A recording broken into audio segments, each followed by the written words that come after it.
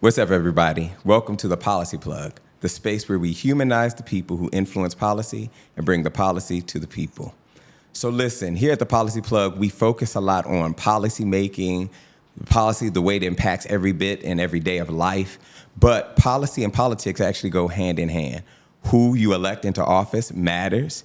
Who represents you matters. And so today we're having a robust discussion on that intersection of policy and politics and how we can make sure that we are giving more equitable impact to the people who represent us. I am pleased to have our guests, Quentin and Stefanie James from Collective PAC. Let's clap it up and welcome them. Thank you. Hey.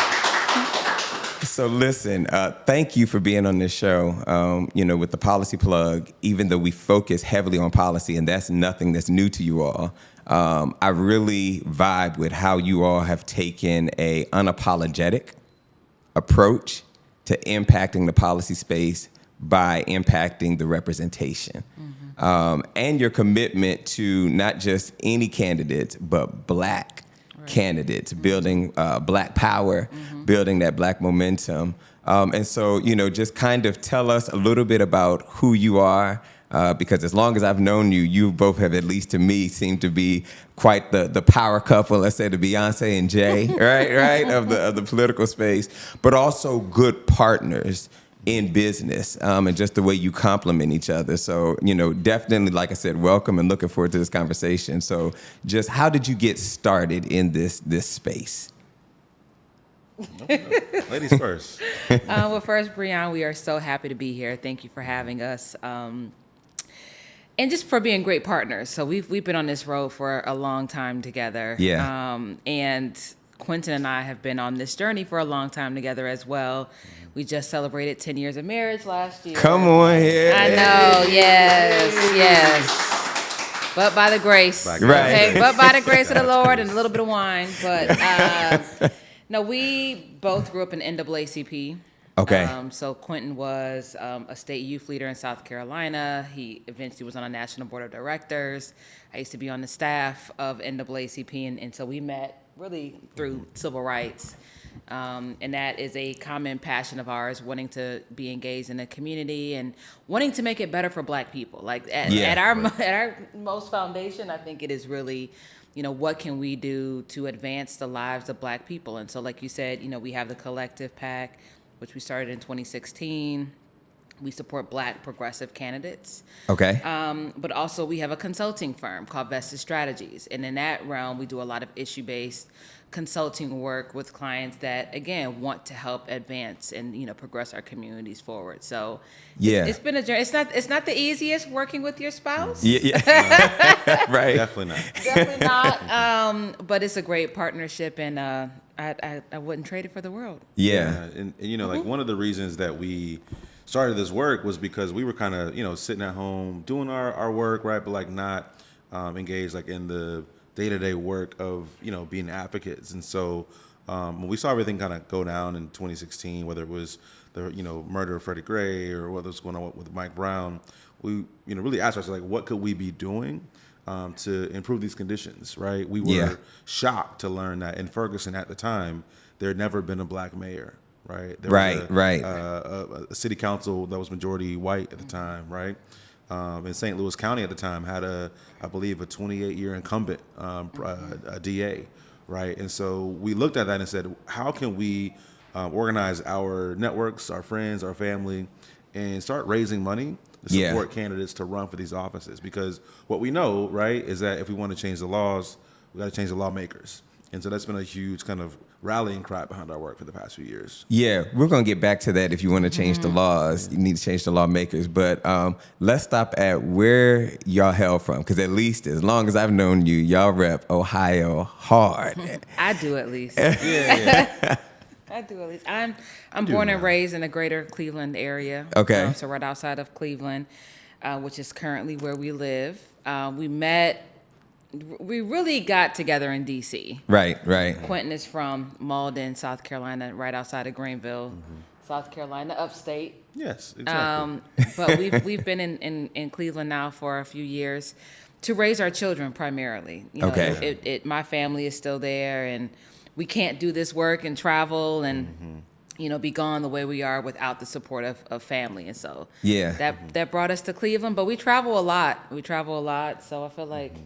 But also it's a lot of work to be done in Ohio right now. Yeah. And so Yeah. we're pretty excited to be there, right? Versus like in the Beltway every day. So that's it's pretty cool for what we do actually. Good perspective. on Got life. it. So, here on the Policy Plug, we try to make sure that we humanize, build connections with the people who influence policy. You all do that. And so, just real quick, favorite movie of all time, each of you. What's your favorite movie? Listen, I have two. Okay. And they're just absolute. First, I love black and white movies. Like, I love I'm with Alfred you. Hitchcock, like all of them. So Dial M for Murder and Gaslight are two of my absolute favorite movies. My modern day would have to be Love Jones. Come on, Love Jones. Everything. Yeah. Yeah, it's a tough question. I'm real big into sci-fi, right? And so I'm gonna go with honestly, any of the Aliens movies in the franchise. Yep. I'm a big sci-fi space film fan. So Got it. Yeah. Thought he would have said Marvel. I mean, I love the Marvel loves movies Marvel. too. I right? read Loves Marvel. But movies. He loves the movies. No, but Alien was classic sci-fi film, Right. That so much is based on nowadays. So that's one of my top movies. Aliens 2, I would say. Okay. If you can't find Quentin, he's at the movies. Right. Yeah, real talk. It's Well, like that's like his. Look, it's my zen space. we might I'll bump into each other there. I'll go to then. the Spy. He'll go to the movies. Yeah, it's my zen space. If you had to pick a song to kind of be the soundtrack of your life, right? And the soundtrack of your life. I know I'm coming with the hard questions today. You are. What would that be? So let me just give a little funny thing. When Yeah. we got married, part of our wedding song was "Mrs. Officer" by Lil Wayne. Lil Wayne. I think that was our first dance. Right. We like to have fun. Yeah. It's hard to say a song. I'm gonna say an album. For me, it's Come Watch on. the Throne. Right? Okay. Jay-Z, Kanye, Watch the Throne. Like the bravado, the bossness of that album really matches my personality. At least I try. Yeah. To live that way in our work. So yeah, Watch the Throne was big for me. Okay. Mine would probably be the Black Album. Again, Jay-Z is. I'm obsessed. That was iconic. It was. Yeah. And That was then an iconic anything album. by Jill Scott. I love Jill Scott. Jill is steady. Yeah. Yes. She's real steady. She is. Yeah. So how have you, because y'all are not just, I would say, this power couple and working, but you, as you said, you have kids. How do y'all make that work? Because I think a lot of times some of our audience members are not connected to political space, but then some of them are and in the movement spaces. So this whole family and, work life and this balance can seem impossible. Yeah. So how have you all made it at least work? I mean, I would say I think we definitely realize that balance is not possible, but prioritizing is extremely necessary. And so I like that. we are very much focused on home life is home life. So we don't talk a lot about work at home. We try to, make sure we get the time in with our boys are 5 and 7, Carter and Elijah. Yeah. If you follow us on Instagram, you will see them because they live on Instagram with me. But we just try to make home as safe of a space as possible, as loving, as giving. I think we both look forward to the boys getting older so they can travel more with us. Right. They do sometimes. But literally, the foundation of everything is our family and friends. Right now, my sister is watching the boys for the weekend, and their godmom flew up to watch them a couple days before. So it can be challenging, but I also feel like we started on this life with them very early, so they know mom and dad are gone. Why? You have to make money. Why we have to make money? Make the world a better place. Why is the world a better place? They got to be good people. So it's we kind of have instilled in them this is what mom and dad do. Yeah. But we're gonna come home and we're gonna give you attention. So we're pretty honest with Yeah, them. but it's to connect it, right? It's we're looking at our kids' curriculum, right? And we're seeing these fights around critical race theory, and so it really does become full circle of why this work matters. Yeah. We're hearing things about free college or not, right? And having to think about how do we save money to prepare for their college in, how many ever years. But like, why is college so unaffordable for so many American families? So like, Right. I would say part of it is the balance of like the family piece is it actually makes the work connect a little bit differently than how it would if like we didn't have our boys and we're like building a family together. Gotcha. That's a Gotcha. really good point, honey. Yeah.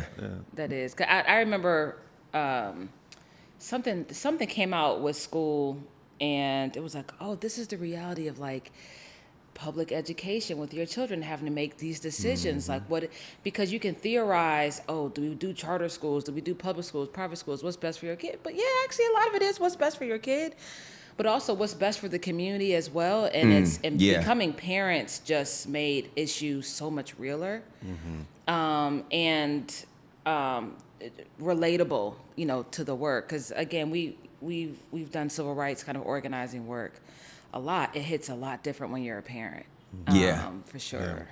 Yeah. And sorry, I don't No, want to go get ahead. off topic. Like, again, just like connecting this whole like personal and policy piece. I'll never forget. So our kids go to public school. They go to great public schools in a great community. But I'll never forget a parent, another parent I was talking with, like, oh, well, why wouldn't you send your kids to public school? Like, we love public schools. And he was like, yeah, but you have the choice to send your kid to a good public school. And so it really Wow. changed my perspective on like this whole, you mentioned like private school, charter school, and just how we sometimes have these political frames. Yeah. But it's not personalized. And like, you don't understand that with our privilege, right? Like, Yeah. we can make different choices. Yeah. Even though we're checking a public school box, right? Everybody might not have that choice to send their kid to, a certain school, right? And so I think, again, it's like just the labels of how we think about policy, right? Yeah. It becomes very different when you have to be in the driver's seat, when you become responsible for Yeah.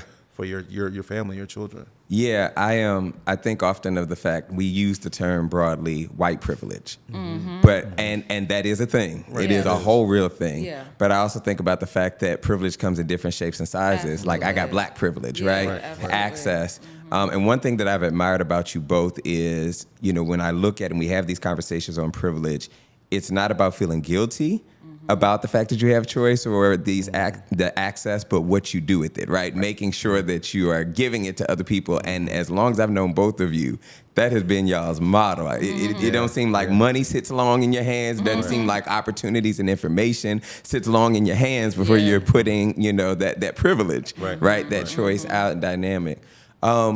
Let's talk about political action committees, because I think that, we have these ideals of policy being constructed, and sometimes people think it's this magic thing that just is going to happen by inertia. And you all have been, consistently pushing that, no, the people who are in that space matter, and making sure that those people, when they're making the tough and brave, bold decision to run, need those resources. Right. So because like the term political action committee or PAC sometimes has a bad name in people's mouths, what is a PAC? Like let's make it plain, for people. What exactly is a political action committee?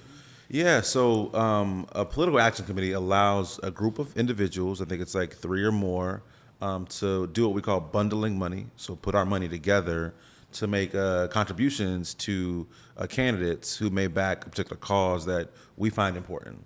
Right, that's kind of what it is. It's a group of people raising money to kind of support people who believe in what they, believe, or are going to build a world that they want to see, happen. I think one of the interesting things is, certain PACs have accumulated a lot of power in our politics, right? And that can sometimes turn people off. The way we kind of look at it is those like, well, let's do that ourselves, right? Let's build money. As black people, right, or allies as well, right, to support black candidates who are going to push for policies that will impact the black community, right? Some of the more famous PACs you may hear about are like the NRA PAC, the National Rifle Association, right? They have a tremendous, position of power in our nation's politics because they've raised so much money for so many years that it becomes really important. If you're a candidate running, wherever you may be running, to try and raise money from groups like that, if you believe in that type of America where, everyone should have guns or whatever, right? That may not be the America that we want, and so we should therefore, do the same kind of work in terms of raising money, but try to create power in a different form. Got it. And you often say then, Quentin, in order to change, you said at the top of this, in order to change the policies, you need to change the policy makers. Exactly. Kind of expound on that. What you Yeah, mean? so when we started, one of the things that we looked at was 90% of people in public office in America are white. Say that stat again, please. 90% of every elected official in this country is white. 95% of every elected prosecutor in this country are also white. Ooh, the church ought to say, oh no. And even on the candidate side, right? We think about, black people are Democrats 90% of the time. Yeah, but over 84% of all Democratic Party candidates are also white. Right. It's like 97% for Republicans. And so we got a pipeline issue, right? Like, yes, black people only make up 13% of the population, but people of color in this country, right? We're 40% of the population now. So we believe that our nation's elected leaders should look like our communities. Yeah. And let me just be clear, Stefanie came up with that phrase that we use, right, about the lawmakers. Like, if we want to really change the laws that we're saying, we have to change the people who make those laws and make them more reflective of our communities. Got it. So, Stefanie, kind of walk us through then, because often when people think about elections, they only think about one in general elections, right? Every 4 years, they think about the presidency. But one of the things we often discuss here at the Policy Plug is that implementation is the most important part of the policymaking process. Right. And that happens at the state and local level. So what work has Collective PAC been doing in focusing on that reality that a lot of the drivers of the delivering the goods happens at the state level and local? Yeah, and I think the whole idea behind the change the laws, you have to change the lawmakers. I remember thinking like, wait, lawmakers, they're literally just decision makers. Like, that's what a politician is. That's what politics is. Who gets to make the decisions? Right.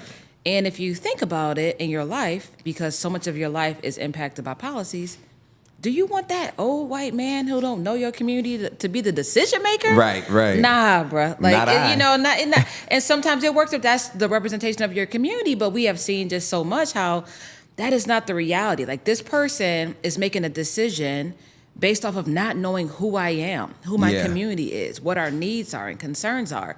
We see that a lot on the state level. In fact, that's one of the most racially divided or kind of unattainable seats are those state-led seats.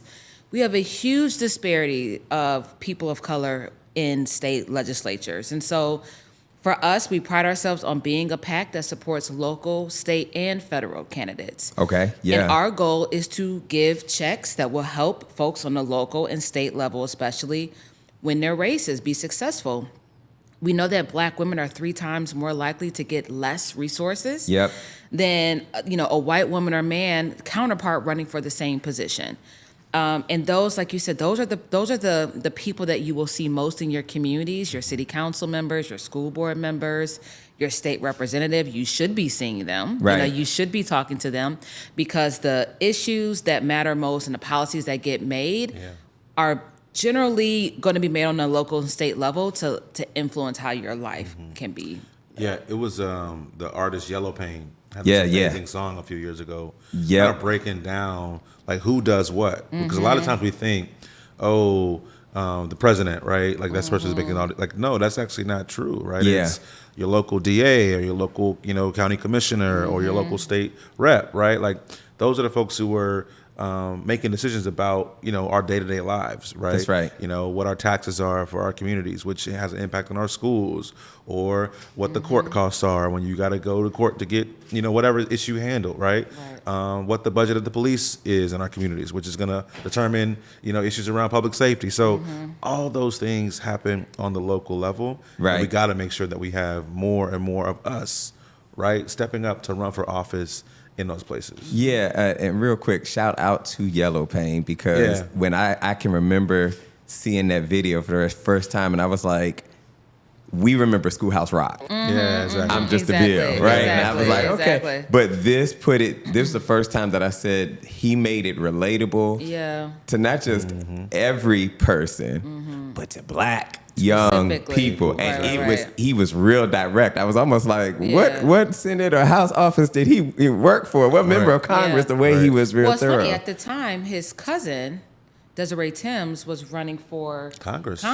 out of the Dayton area of Ohio. Got it. Yeah, so that was a connection there. Yeah, I did not know that. Yeah, so Yeah. the video was kind of helping her campaign because she was actually in the video as well. Yeah. Got it. But again, that connection, right? Like, Yeah. my cousin's a rapper. How can he get involved? He can make a music video for my campaign, Yeah. right? Right. Like, it was really cool. Everybody can do something. Yeah, let's hit on this Black female candidate piece, right? Because I think the Daniel Initiative on our consulting side, right, our government relations side, most of our clients are Black female-led organizations. And I have had the privilege of experiencing the realities with them of that.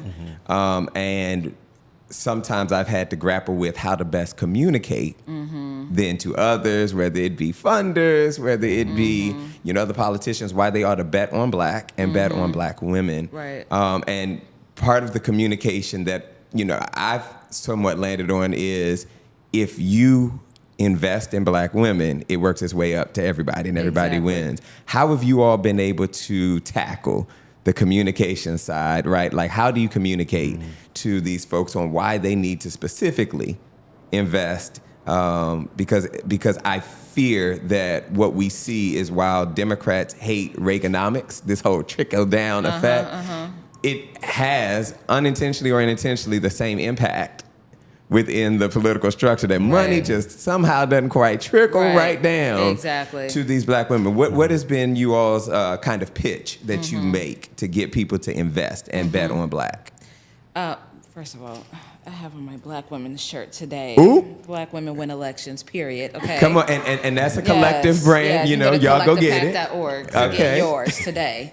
I think part of the piece that we focus on is just being loud and proud and literally talking about it as much as we can, about the disparities in contributions for Black women, the fact that the visceral, negative, racist, sexist attacks that you see on social media and also in real life are oftentimes very targeted towards Black women candidates.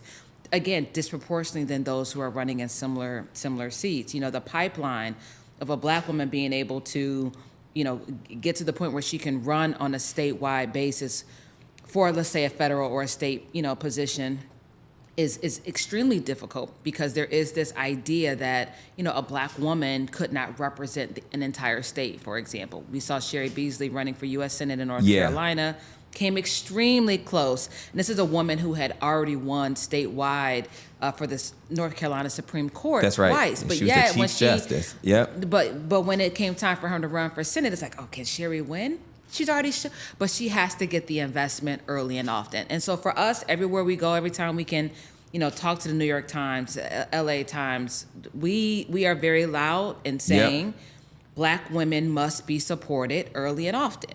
We have no problem going to the DNC or DCCC or all the other committees the DSCC, that have access to resources to say, no, you need to give support to these Black women now, and then just staying on them about it. And just to add, like, one of the things is, like, Black women are the highest voting demographic in this country. Facts. They are the base, backbone. right? The backbone of our democracy, period. Yeah. And so if they're showing up to make their voices heard, then why aren't they represented in political offices, right? And, like, That's right. Stefanie mentioned earlier, I believe, it takes, I think, us to ask women to run for office, I think it's like 7 or 10 times, versus a man is like 1 or 2 A times. man So to look in the mirror and be like, yep, today I'm running. yeah, and I so ain't even got I just feel like I should. Yeah. It's me today. and so one, right, we got to, like, continue to encourage Black women to step up and run. But secondly, to Stephanie's point, we got to make sure everybody knows that it's important to invest in them. I think what we're seeing around the country, right, whether it's our good friend Kim Foxx in Chicago as the DA, or our good friend like Barbara Lee running for U.S. Senate right now in California, there are opportunities for Black women to step up and lead, and we got to be there for them when they make those decisions and do so. Yeah. Last question before we get to the action item, because we always give our audience a little homework assignment, right, to keep them. You all have been, by many metrics, successful in raising funds to be able to help these candidates at all levels of government get in, or at least even be able to put their name and their policy agenda on the map. But I don't want us to fall into this tricky predicament where we think that just because there's been success in money that, there's enough money, right? Especially when we think about, as you brought up, the inequities, the perceptions, the biases that fill these spaces. How have you all communicated, or just communicate the need, right? The pervasive necessity that there is to always build that power towards policy, but the importance of money in doing that. I think we shy away sometimes from whether it's that PTSD from offering calls and things that we do. But like, let's be real about this. Yeah. It takes money to make it work. How do you communicate that to folks? Yeah, after Barack Obama won in 2008 and then ran for re-election in 2012, there's a Supreme Court case called Citizens United versus the U.S. government. But what that case decided was that money is now equal to free speech. And so if you're a billionaire or a millionaire in this country, you can spend unlimited amounts of money to accomplish your political goal, right? And if that is now American law, we as Black people, people of color, young people, men, women who care about whatever the issue may be, we have to use money as an equal voice as our votes. And that's unfortunate, right? We don't actually agree with that. Right. We got to build power to change that law, right? But like, essentially, we got to compete on this playing field. And if we aren't prepared, right? I mean, you wouldn't go to an NFL game, and if one team has helmets and shoulder pads and the other team doesn't, that's a disadvantage, right? Right. And so for our issues, it's a good example, for our civil rights, we can't allow the other side, folks who don't agree with us, to have such an advantage financially that we can't even compete. And that's really our message, right? Is if you care about student loan reform or criminal justice or education, whatever it might be, unfortunately now you have to put up money in this game to have some sort of say so. And that's just where we are. And so we've been successful in, I think, talking to some folks. But I think platforms like this and opportunities like this allows us to talk to a lot more people around the country as well. Absolutely. 2 or 3 action items. How can people, knowing that you all have been in the policy space, you have been and you're in the PAC space, right, trying to make those worlds align. What are 3 things that people at home that are trying to figure out how can they engage in this policy and political process? What are 2 things you think that they should do? I think my most basic one is just know who your representatives are now. Okay. And that can be like your direct representative. So who is your city council member? Who are the school board members? And who's the mayor? Like, I would just start there. Who are they? And then set up a meeting with them. Find out what they're about. That would be my most kind of simple thing to do. The second one, and you can say 2 if you want to. Thank you for your permission. You're welcome. Permission to speak. Thank you. Yes, honey. But I think to this point about money, we've been fortunate to raise, I think, a little over $50 million in the last 6-7 years. Okay, we got more to go, but a lot more to go because. But if you put it in perspective of, a U.S. Senate race. That's right.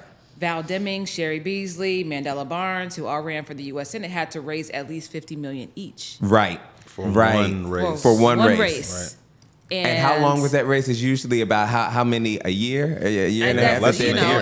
And even now, we have other Senate candidates that are, and we have, I think we endorsed 300 or so last cycle. They all need to check. So Yeah. that giving is important. We're gonna start a month. And Quentin, you talk about the monthly. Yeah, I will. Yeah. That's it. I was teeing it up for No, yeah. I mean, I would say homework for me would be number one. If you are running for office currently, or you know of someone who is, have them apply should. for our endorsement. Okay. Go to our website, collectivepac.org, and Got click it. Get Endorsed. Yep. We want to look. We got money to support Black candidates in your community who are running for office. So do that is like number one. Number two, I would say, in addition to meeting your mayor or state rep or school board member, consider becoming a monthly contributor to their campaigns or to our PAC. We are embarking on a mission this next 2 years of trying to recruit 10,000 monthly contributors, 10,000 Black donors to give just $20.24 a month between now and next election. Next year. And if we do that, we'll be able to massively grow and expand our ability to support candidates around the country. We know right now we are under assault. Yeah. Just about in every single place in this country. And so we want to make sure that our Army has the right equipment, the right resources to be competitive next November. Absolutely. Thank y'all very much. Thank you. It was a pleasure. Appreciate it. So listen, and those of you at home, we have just had a dynamic discussion about political action committees and how politics and policy intersect. And as our guest said, homework starts now. So make sure that you're doing research. Take that issue that matters to you most and figure out which one of these, from your judges to your mayors to your city council people to your state representatives, and even at the federal level, your congressmen or senators, where they land on that issue, and figure out then what sort of support, once you find that perfect candidate, right? There is no perfect candidate, but one that aligns most with you and your values, how you can make sure that you're bringing to bear your economic resources and your power, because we all have a little something that we can contribute. So this is the Policy Plug, the space where we humanize the people who influence policy and bring the policy to the people.